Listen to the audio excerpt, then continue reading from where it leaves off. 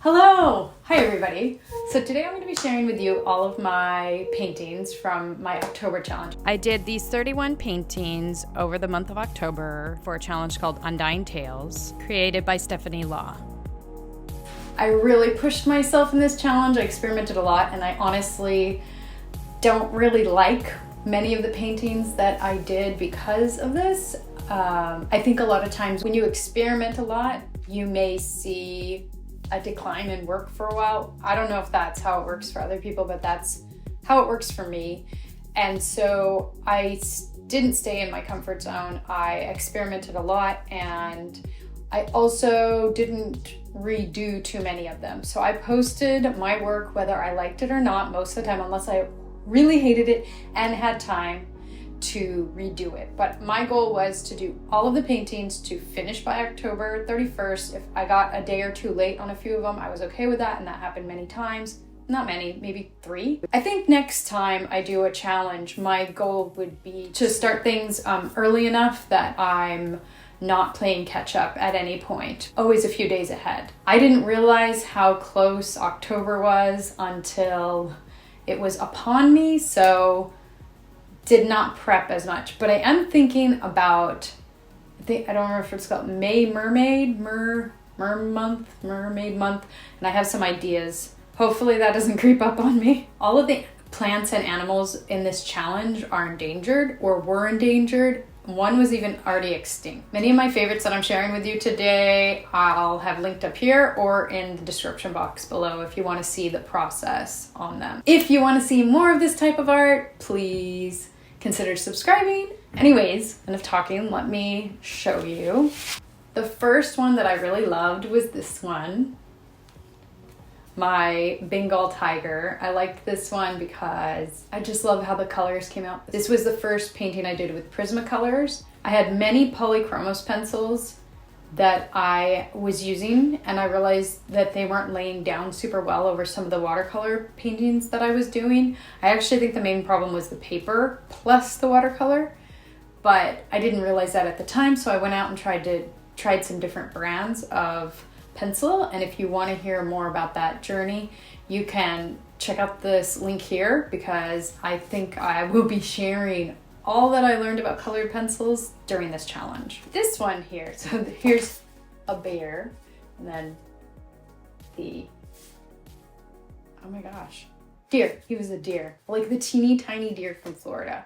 I really wanted to convey space so that you could see how tiny this deer was, but I couldn't think of anything, and so I settled for doing a backlit deer because I'm fascinated by basically like light surrounding or a halo effect, and so that's what I did with this one. This bear was one of the ones that I did twice. This is the one that I liked better. I actually think it's quite stylized and doesn't really look like my work, but I don't know, I think it turned out really cute. I didn't get a lot of like positive feedback about it, but I definitely pushed my work somewhere different with this one.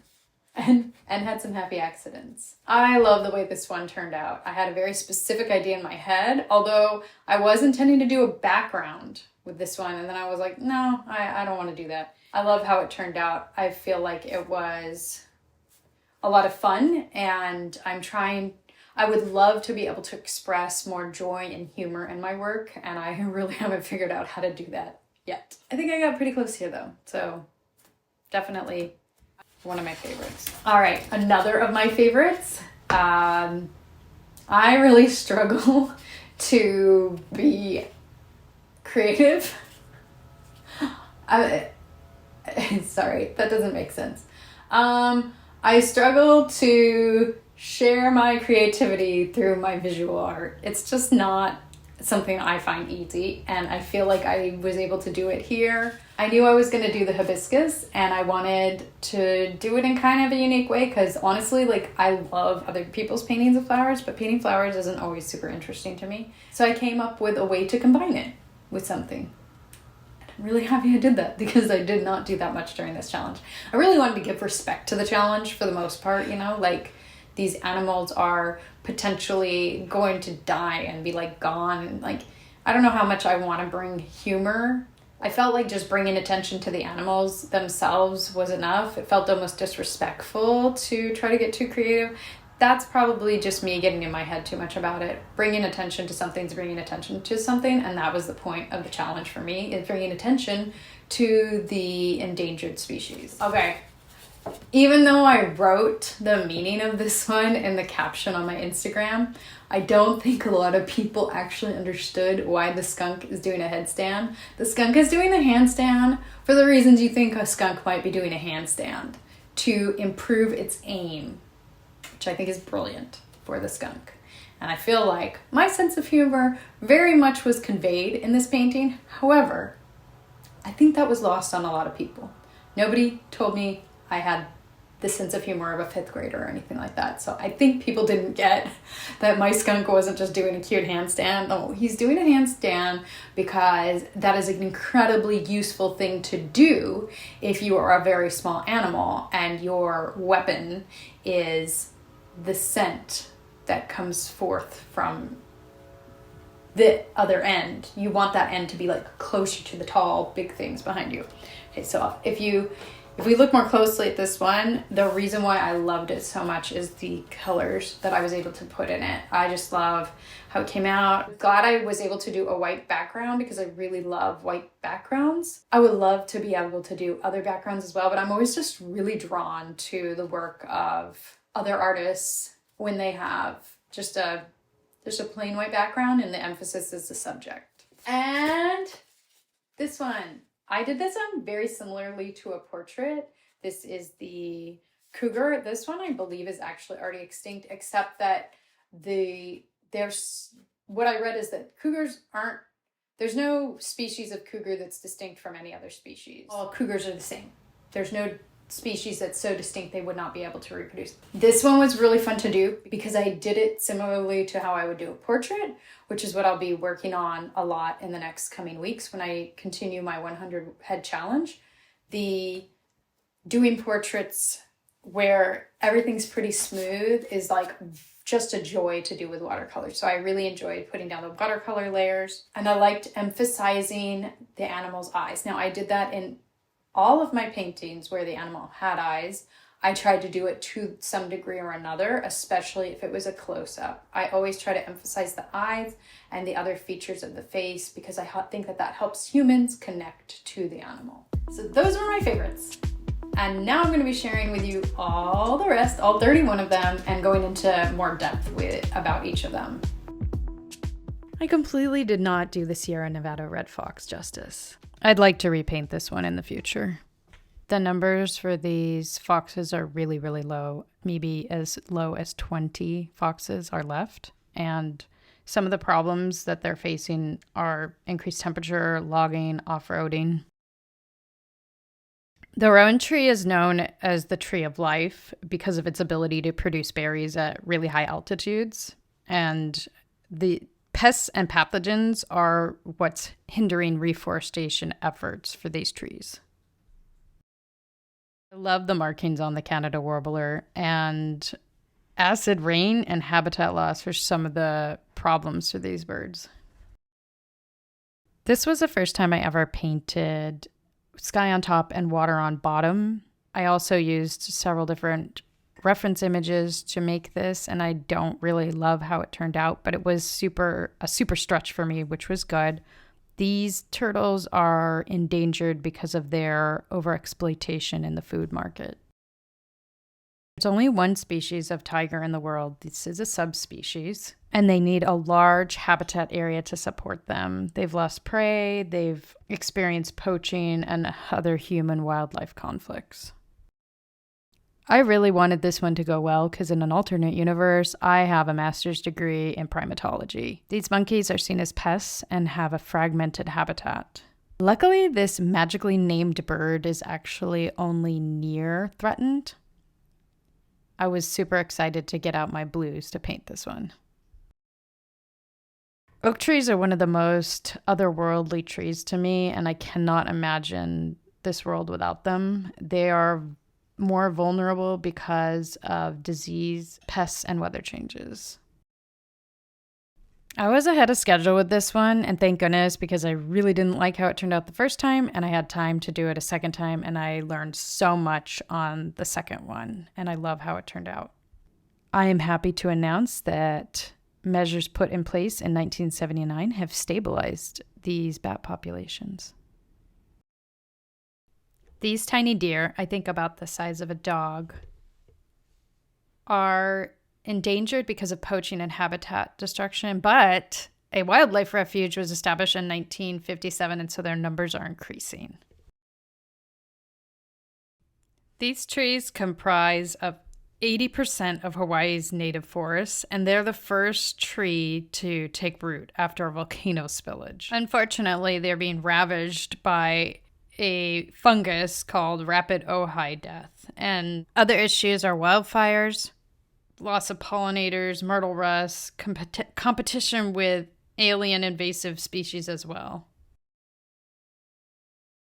These spectacled bears are native to South America, and their habitat's in the cloud forest, but it's been fragmented, so they're having trouble reaching each other, which is a problem when it comes to reproduction.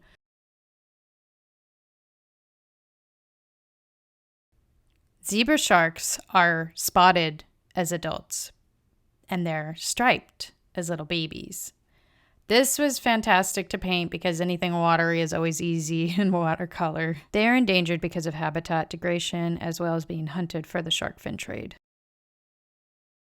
I would not have thought that a rabbit could become extinct because they're so good at reproducing, but apparently some hares are struggling because they can only exist well in their specific environments, like the Hypsid hare. I wanted to draw these otters over and over because of the adorable ways they interact with their babies. They kiss them, they hug them, they kind of cushion them on their chests. They are endangered because of a plethora of negative human interactions. Not only are these Maori cats really good looking, but they can also go down trees backwards, so they're not going to get stuck in a tree. And they make sounds that imitate their prey, which I think I've heard my own cat do. They've been illegally hunted, and that is why they are facing extinction. These birds travel a pretty substantial distance. The way the water that they live in has been handled and infringed upon by humans recently has caused their numbers to drop. However, there seem to be plans in place to fix this and create safe spaces for these birds.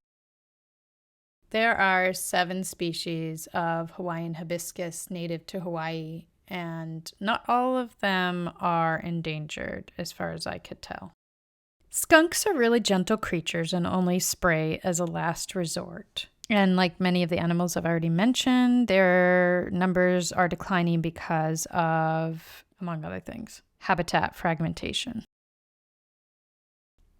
I used to have a snake phobia, and they're still not my favorite, so doing this one was kind of challenging. I was worried that I would be dreaming about it, which I kind of did, but it was fine. And all animals need protection, regardless of my opinion of them. Keeping in the theme, these snakes are endangered because of habitat loss. These little round things are supposed to be weaver birds' nests. These trees are important not just for themselves, but for the protection that they provide to bats, the weaver birds, and other animals. This was another one that I did not like the original and had time to redo.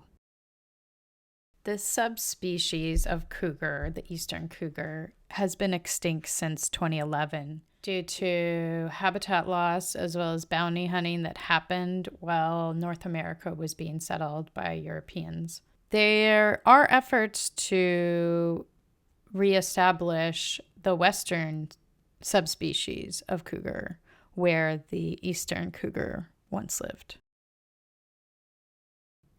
This is a painting I did several years ago for a friend, so it was a bit of a cheat for the challenge. When I painted it, I didn't know it was a loggerhead sea turtle. In fact, I'm still not positive it is one, because all sea turtles look relatively similar and it's mostly their sizes that differentiate them. But this helped me catch up, which was a wonderful coincidence that I had already painted one. This is one of the few finished paintings I've done on aquaboard. It was really wonderful to work with, and I'd like to use it more, except, you know, it's a little more expensive than watercolor paper. The estimate total number of turtles left is 50,000, and there used to be several million throughout the world's oceans. Unlike most of my other paintings, I didn't draw directly on the paper, but transferred it from a drawing I did on the iPad first. This was probably my most well thought out painting, and it was really fun to do as well because I used salt in the tree leaves to add texture. I'm really into dystopian buildings and ruins, and this might be hard to tell, but it's a paper factory for amate trees that is contaminating the water, and there's an amate tree growing on the factory. Amate trees used to be used to make paper. The other paintings that I used the salt technique on, as well as applying rubbing alcohol, was on the ornate eagle ray. I had so much fun doing this one, but I got lost while I was doing it and ended up flattening out the image instead of using the decorative lines to create form. My husband recommended I add some color in hopes to salvage it, but that didn't work out. I put both on Instagram anyways because I want to share what I consider my failures. The ornate eagle ray are at the mercy of the fisheries, and there are no protective conservation efforts in place at this time, which is not great because they have a very low reproduction rate. This was one of the paintings that I was playing catch up on, and I think it shows. However, it did force me to simplify. I love the color choices I made for these ferrets, but I'm not sure that the composition is particularly exciting. It did get me moving out of my comfort zone, though, and so I'm really proud of that. The black-footed ferret was critically endangered, but conservation efforts have been put in place by seriously underfunded Native American tribes. The ferret's population has lowered because their primary food source, the prairie dogs, have been poisoned and eradicated also by disease. The poison also obviously gets ingested by the ferrets. I had an excellent photo from Pexels that I could have used for this Sundia cloud leopard, but instead I cobbled together a bunch of different images and I don't think it went very well, but I do love the way the colors turned out on this one. These leopards are hunted for their skins, and the tropical forests that they live in are being cut down for logging. It's really unfortunate that something labeled as common has become endangered, but this common ash tree has been subjected to many outbreaks of common ash dieback. I like how I chose to do the lighting on this one, as well as the shading that I started to do. I think I could have gone further, but I like how it turned out overall.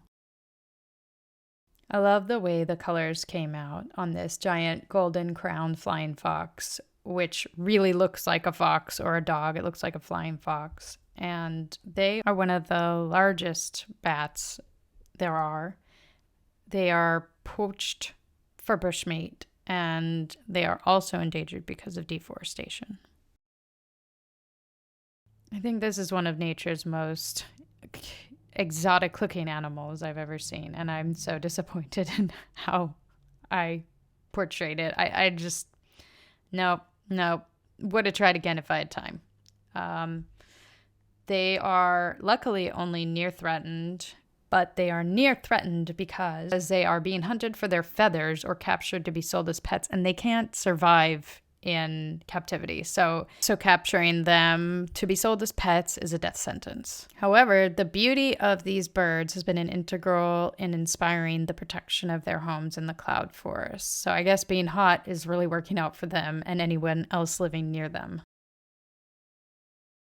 This painting was a mashup of several different images, and although the colors and the overall composition is kind of boring, I think it turned out decent at least. These sweet little owls are threatened and their population is decreasing, like so many other animals, because of disappearing habitat. These wonderful 31 flora and fauna definitely deserve every ounce of attention that I could bring them by doing this challenge.